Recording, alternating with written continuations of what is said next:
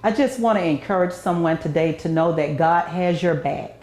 God is able, but God will use you to show himself strong in the earth.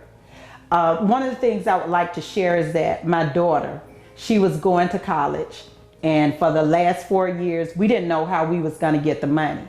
Well, if I left it up to me, in my mind, she was getting money because she was a student. Could not find a scholarship, but God.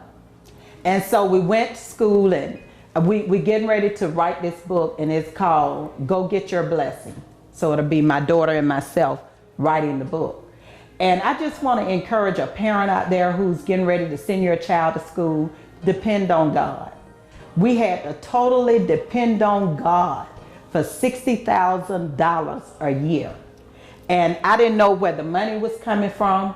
The only thing I could do was just call different people and say, keep us in prayer. You know, and God, however, I mean, you'll have to read it in the book, but the way it came out, different people, different situations, different circumstances. God had that money there on time. She graduated in May, the 15th of May.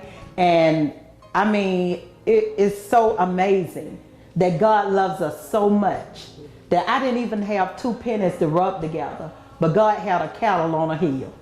I remember saying to the church one Sunday, I just need God to butcher a cattle. Hello, somebody.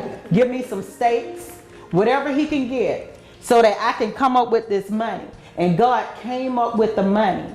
And we didn't know how we was going to do it, but we knew we had to stay in touch with God. And that's why I always tell people, your own personal relationship is very important. Because what may work for Pastor Orenthia, it may not work for me. What may work for Dr. Judith, it may not work for me. And what may work for you, it may not work for Pastor Orenthia. But God has a plan, and it is a good plan.